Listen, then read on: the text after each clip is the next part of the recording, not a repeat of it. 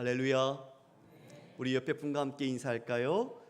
주님 안에서 사랑합니다. 서로 고백하겠습니다. 주님께서 여러분을 사랑하십니다.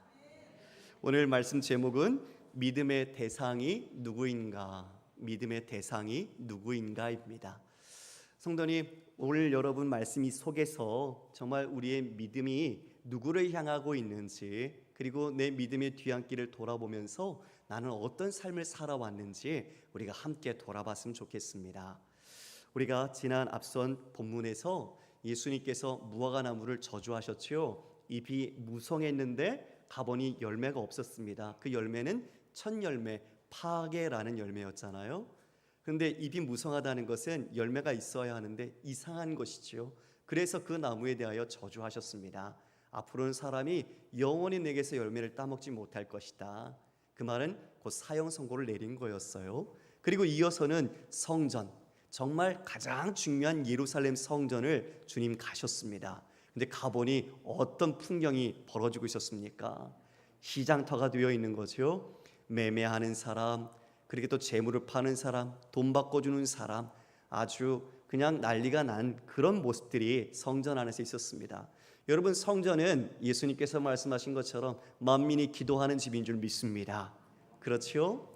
하나님 앞에 우리의 상한 심령을 가지고 기도하고, 내가 죄를 지은 것에 대하여 아파하며 애통함이 있어야 하고, 하나님 말씀에 순종하기 위하여 몸부림치는 그러한 예배자의 모습이 바로 성전에서 나타나야 할 모습이죠. 우리의 예배도 마찬가지입니다.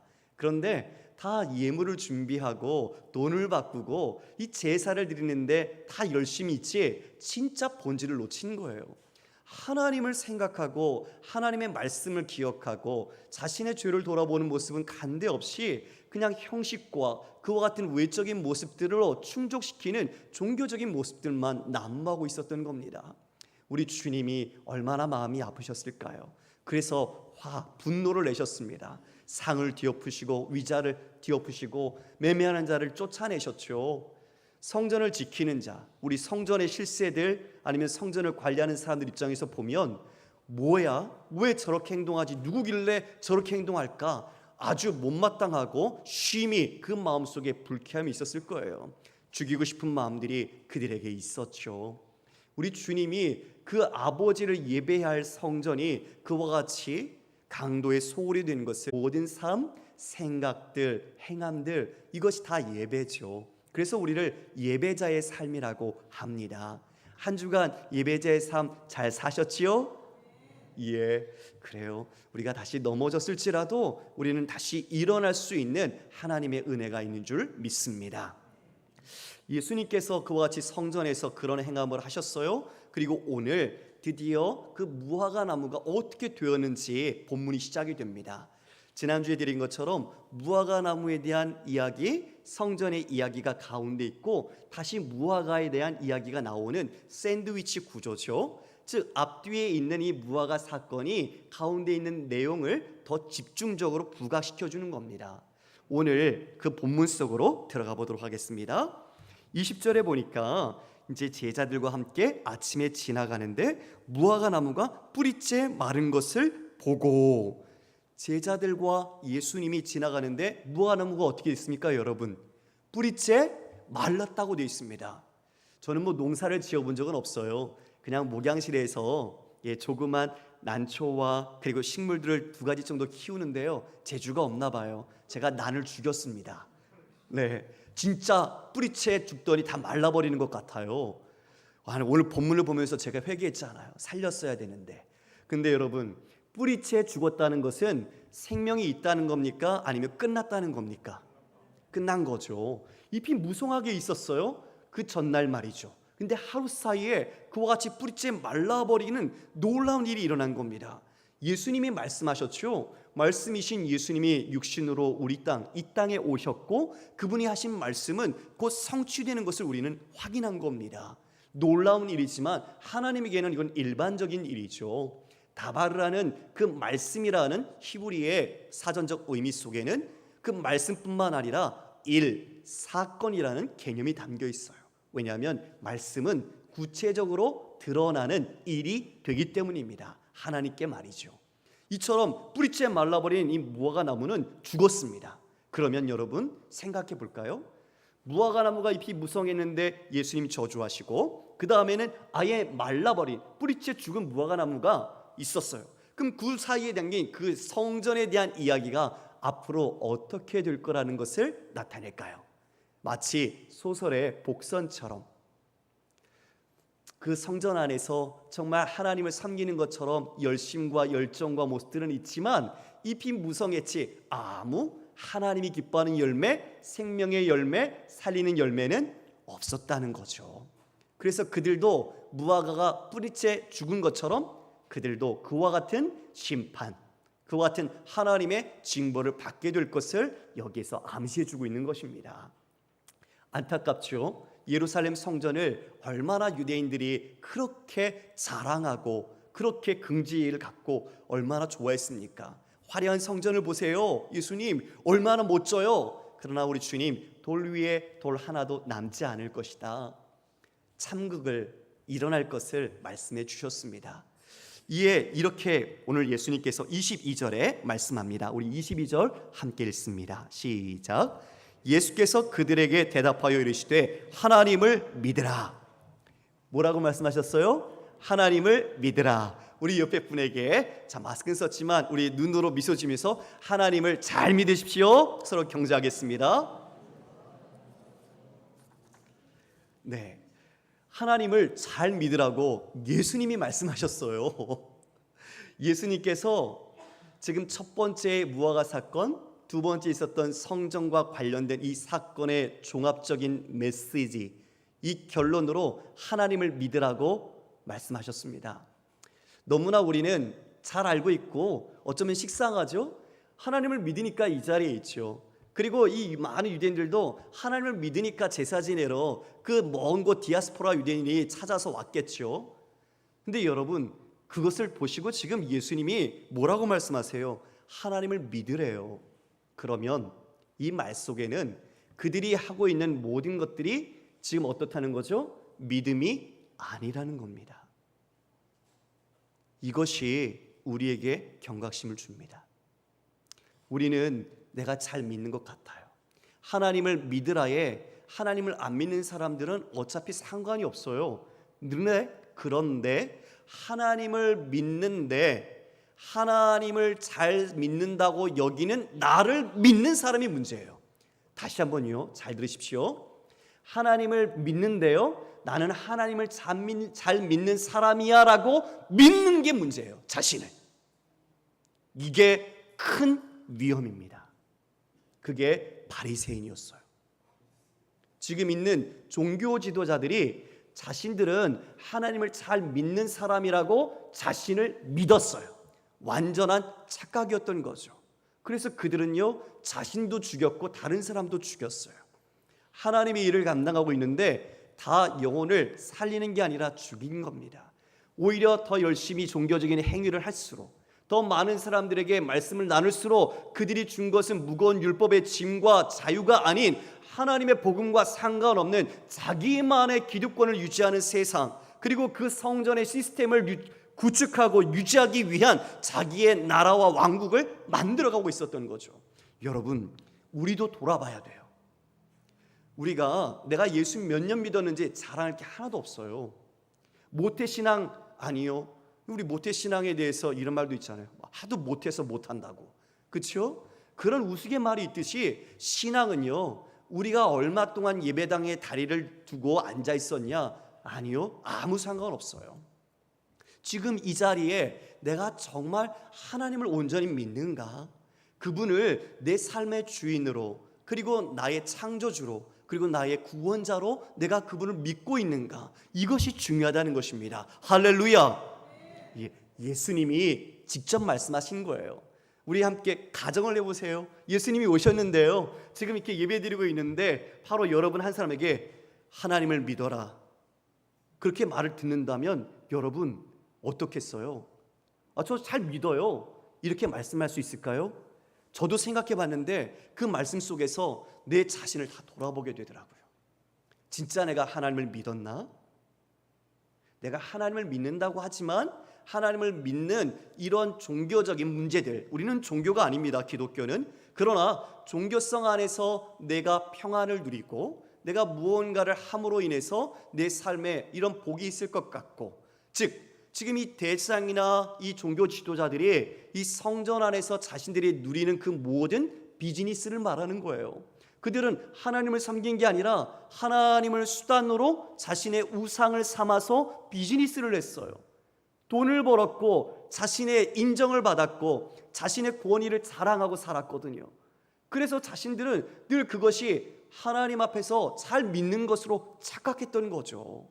지금 예수님은 그 폐부를 찌르는 핵심을 말하고 있는 겁니다. 하나님을 믿으라! 하나님이 아닌 다른 것을, 그들은 자신을 믿었던 거죠. 우리가 여기에 우리의 믿음을 정말 깊숙이 메스를 들고 수술을 해서 우리 안을 볼 수 있다면 우리가 내 영혼도 그와 같이 보기를 원합니다.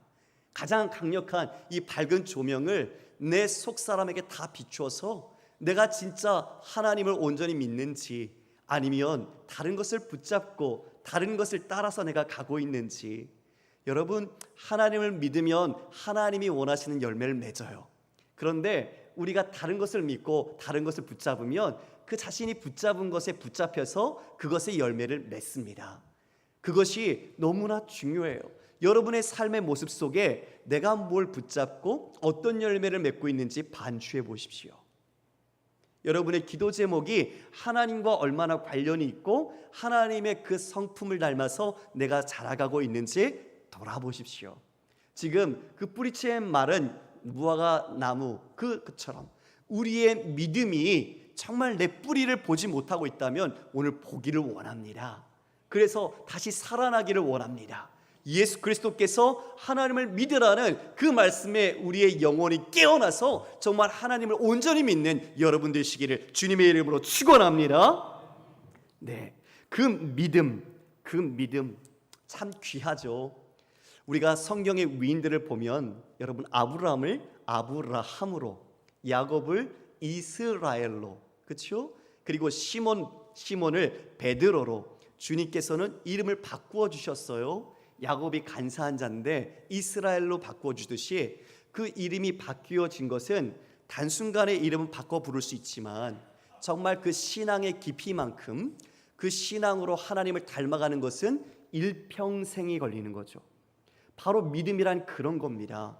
믿음은 하나님과 나의 상호 신뢰, 그것이 바로 믿음의 점진적인 성장과 성숙을 이루어가는 것이죠. 단순간에 교회를 간다고 예수 믿는다고 우리의 믿음이 완전한 성화를 이루는 것은 결코 아니기 때문입니다. 그러므로 믿음은 우리가 이와 같이 자라가야 합니다. 그 자라감 속에서 우리가 열매를 맺게 되는데 지금 기도에 대해서, 그 믿음과 기도에 대해서 예수님 말씀하십니다. 그러므로 내가 너에게 말하노니 무엇이든지 기도하고 구한 것은 받은 줄로 믿으라. 그리하면 너희에게 그대로 되리라. 하나님은 불가능이 없으십니다. 하나님은 전능하신 하나님이시기 때문이죠. 산더러 들려서 바다에 던져지라 해도 그리 될 것이라고 말씀해 주고 있어요. 예, 하나님은 그 모든 것을 능히 하실 수 있기 때문입니다. 그런데 우리는 기도할 때 우리가 그것을 받은 줄로 믿고 기도해야 되는데 의심하며 기도할 때가 많아요. 이 일이 되겠어? 우리가 기도하지만 하나님께 간구는 하지만 마치 우리의 마음을 풀어내듯이 그냥 토로하고 다시 그 마음에 대하여 믿음으로 자리를 일어나는 것이 아니라 걱정과 아픔으로 다시 일어나는 경우가 많다는 거죠. 그래서 믿음과 이 의심은 같이 갈 수가 없습니다. 두 마음을 품어서는 절대 안 되는 것이죠. 지금 이 기도에 대해서 너희가 받은 줄로 믿어야 하는데 의심하는 자는 받을 수 없다고 분명하게 성경은 이야기합니다. 그는 바람에 밀려 파도와 같다, 즉 마음에 정함이 없는 자와 같다라고 이야기하고 있죠. 그래서 믿음은요, 상호 신뢰, 서로 알아감이 가장 중요합니다. 우리 결혼한 부부가 그래요. 우리 사랑해서 결혼을 하는데 결혼하면 끝난 줄 압니다. 아니요, 그런데 시작이죠. 진짜 서로를 알아가고 진짜 사랑할 수 있는 마음을 연습하고 훈련하게 됩니다. 믿음도 하나님께서 우리에게 주셨을 때 이제 하나님에 대하여 우리가 눈을 뜨고 주님과 인격적으로 교제하며 알아가기 시작하죠. 그래서 처음에는 엉뚱한 기도도 많이 해요. 우리가 말도 안 되는 것을 하나님께 구할 때가 있어요. 그런데 여러분, 만약 우리 딸이 아빠 나 밖에 나가서 좀 놀게 장난감으로 좀 식칼 좀 주세요. 그럼 줄까요? 줄 수가 없죠. 그렇죠 여러분? 아빠 어딜 좀 가야 되는데 자동차 키 좀 주세요. 아니요. 아니 그걸 지금 다룰 수 없는 그런 나이인데 우리가 그걸 줄 수 없잖아요. 하나님은 그래서 우리에게 가장 좋은 것을 주십니다. 할렐루야. 이미 성경은 우리에게 필요한 것이 무엇인지 아버지는 아신다고 말씀하셨어요. 그런데 우리가 기도하는 것은 아버지가 우리와 사귀고 싶고 대화하고 싶고 더 함께하고 싶은 것이죠. 예, 자녀를 낳아서 길러보니까 그 마음이 좀 이해돼요. 저 아이에게 뭐가 필요한지 눈에 보이거든요. 그런데 왜 말을 안 하지? 와서 말하면 나는 분명히 해줄 수 있는 준비가 되어 있는데 기다리죠. 그냥 해주면 어떻게 될까요? 감사한 마음을 몰라요. 아버지의 사랑을 잘 느끼지 못해요. 그냥 있어서 주는 것처럼 그렇게 생각되는 거죠. 그래서 우리는 기도할 때 하나님과의 그 관계 속에서 더 깊은 마음을 교감하고 아버지의 사랑을 느끼게 되는 겁니다. 그래서 하나님은 우리가 이렇게 기도하는 것을 좋아하신답니다. 이처럼 이 기도에 대하여 하나님은 능히 들어줄 것을 말씀해 주셨는데요. 우리 25절 말씀 함께 읽어볼까요? 시작. 서서 기도할 때에 아무에게나 혐의가 있거든 용서하라. 그리하여야 하늘에 계신 너희 아버지께서도 너희 허물을 사하여 주시리라. 예, 이 말은 조건부를 말하는 것은 아니에요. 인간적인 부분에 있어서 하나님의 뜻을 강조하기 위하여 이렇게 표현하셨어요. 믿음을 이야기하셨습니다. 하나님을 믿으라. 그리고 기도를 이야기해 주셨어요. 하나님은 다 들어주신다. 네. 그런데 지금 여기서 용서하라라고 말해줍니다. 하나님을 알고 나니까요, 하나님의 사랑을 느꼈습니다. 그런데 그 사랑이 나만을 위한 것이 아니라 바로 내 가족, 우리의 지인들과 이웃들을 향한다는 것을 더불어 깨닫게 되었어요. 그렇게 깨닫게 될 때 우리는 이제 내 눈이 아닌 하나님의 관점과 시각으로 영혼들을 바라보게 되지요. 그때 우리의 그리스도인의 삶의 표지가 무엇이냐? 용서라는 겁니다. 여러분, 용서. 여러분 얼마나 많이 용서하고 사십니까? 아니면 마음속에 그냥 딱 간직하고 그 사람과 관계를 단절하고 사십니까? 지금 기도와 믿음에 대한 그 이야기 속에 결론이 용서하라라고 말씀하고 있는 이유가 있어요. 당시에 지금 서서 기도할 때에 누가복음에 보면 서서 기도하는 두 사람이 나와요. 성전에서 바리새인과 세리입니다. 그런데 바리새인이 기도하는데 이렇게 기도해요. 주님, 나는 저 세리 같지 않아서 감사합니다. 나는 불의와 토색과 관음 이런 것들을 하지 않아서 감사합니다. 기도를 하나님께 드리는데 그 기도의 내용을 자세히 분석해 보면 뭐죠? 자기 자랑이에요. 그리고 다른 사람을 정죄하고 있어요. 그리고 자신이 교만함을 드러내고 있는 거죠. 그런데 한편에 보니까 다른 사람은 고개도 못 들고 기도하네요. 세리였어요. 주님, 나는 죄인입니다. 나를 용서해 주세요. 나를 긍휼히 주세요. 주님이 그 두 가지의 기도의 모습을 보시고 누가 더 하나님 앞에 합당한가, 의로운가, 세리의 기도에 대하여 말씀해 주셨어요. 여기서 우리는 중요한 것을 깨달을 수 있습니다. 여러분, 지금 용서하라는 것은 누가 이 길을 가고 계십니까? 예수님이시죠. 예수님이 십자가 지기 위해 지금 예루살렘에 입성하셨고 이제 며칠 뒤면 체포되시고 십자가 지세요. 자신이 하나님의 아들이신 분이 그 모든 인간의 죄를 대속하기 위하여, 용서하기 위하여 오신 거예요. 자신이 이 용서로서 새로운 하나님의 백성들이 관계적으로 회복되어 하나님의 나라를 살아갈 수 있도록 만드시는 거잖아요. 그러면 그와 같이 하나님의 사랑과 은혜를 입은 우리는 나의 죄, 그리고 나의 연약함, 나의 악함을 하나님께 용서받은 그 사랑과 은혜로 말미암아 다른 사람을 향한 하나님의 사랑으로 용서해야 한다는 것입니다. 할렐루야. 중요한 겁니다, 여러분. 이 자리에 분명히 다른 미워하는 사람이 있는 분이 계실 거예요.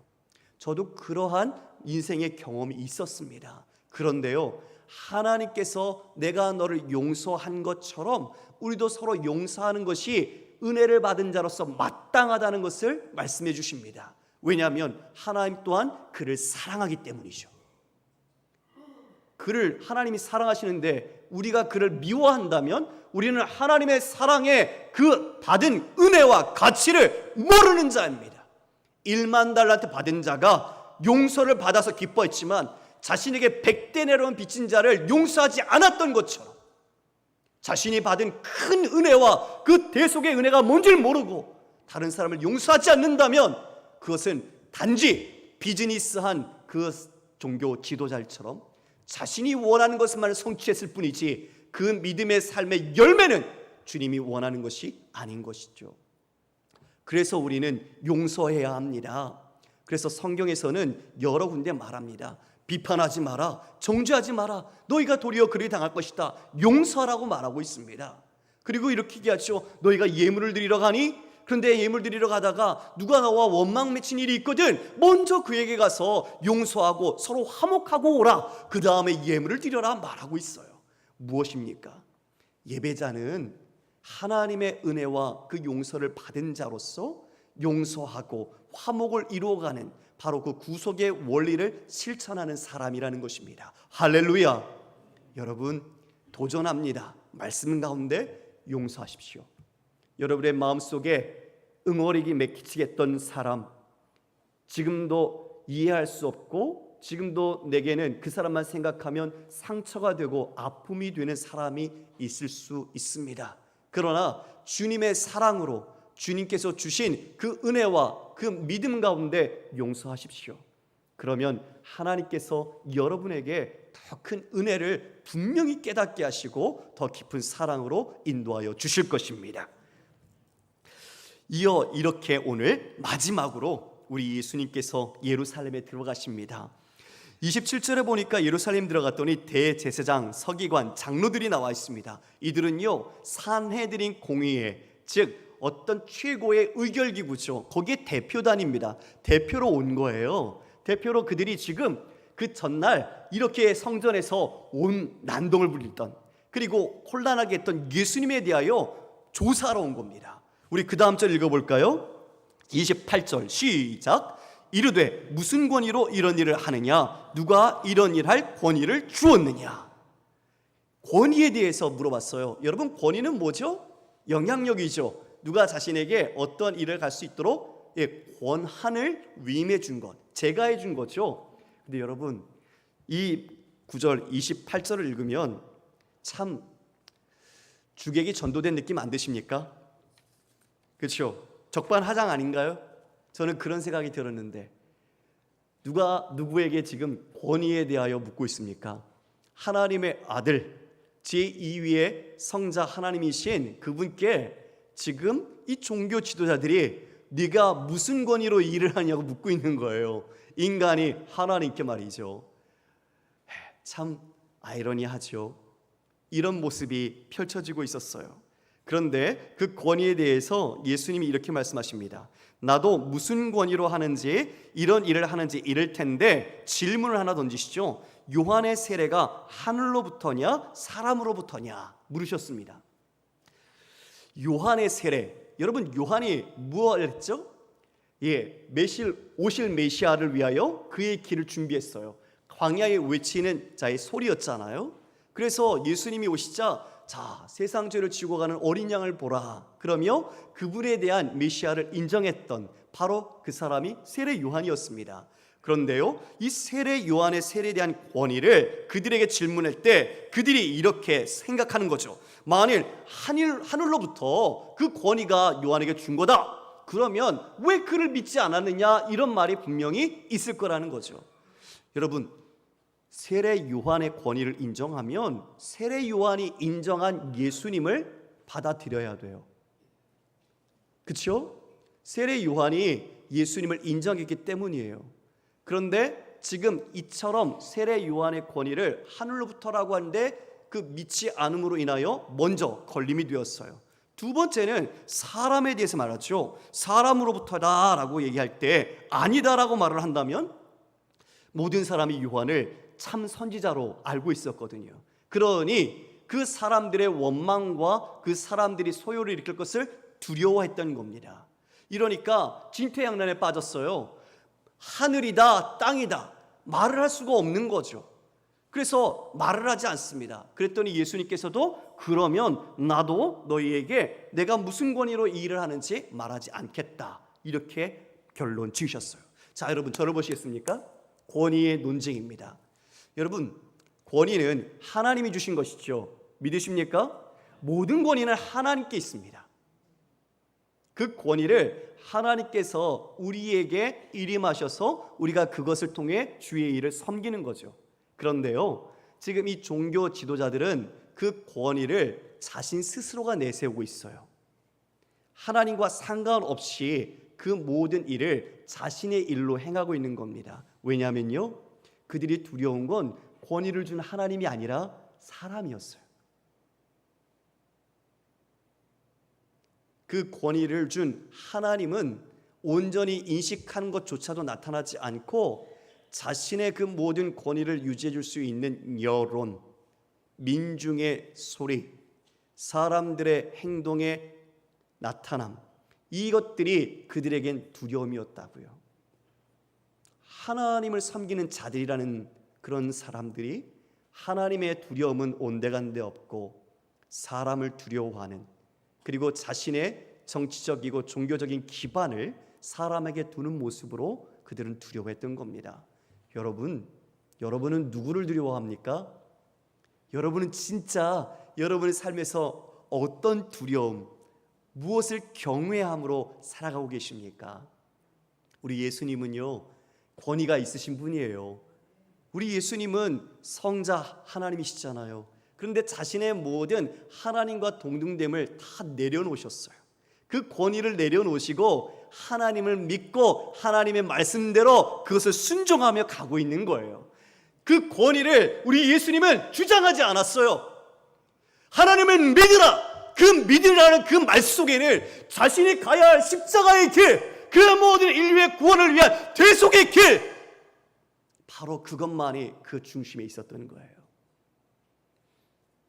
그런데 믿는다고 잘난 체하고 풍성한 열매가 있는 것처럼 보이긴 했으나 실속 없는 홀만 있는 그 종교적인 민낯을 예수님은 보시고 심판을 선언하셨고, 그들은 지금 자신들의 권위를 오히려 드러내면서 스스로 나타내면서 너는 누구의 권위냐? 하나님 아들 예수 그리스도께 권위에 대하여 적반하장의 질문을 던지고 있습니다. 믿음이요? 그들은 자신을 믿었어요. 자신의 돈을 믿었고 자신의 기득권을 믿었고 자신의 권위로 장사하는 사람들을 세웠고 성전을 그와 같이 강도의 소굴로 만들었어요. 권위요? 우리 예수님은 권위를 내려놓으셨어요. 권위는요, 여러분, 내가 세우는 게 아닙니다. 내가 말하는 게 아닙니다. 내가 나타나는 게 아닙니다. 권위는 하나님이 주신 일을 충성되이 감당할 때 하나님께서 세워주시는 줄 믿습니다. 그러므로 형식이나 그리고 우리 어떤 제도나 어떤 전통 속에서 우리가 그것을 본질보다 높이 평가하면 안 됩니다. 우리가 예배드리는 모습이요, 여러분, 정말 우리 CT 찍듯이 우리의 모든 것을 쫙 진단할 수 있다면 분석해서 우리의 믿음에 어디에 문제가 있는지 볼 수 있으면 좋겠어요. 그러면 우리가 그걸 잘 고칠 수 있겠죠. 근데 우리는 믿음의 눈을 주님이 더 깊게 띄워주시지 않으면 그것을 보지 못해요. 그래서 하나님께 기도하고 말씀을 통해서 내 자신이 점점 깨달아가야 해요.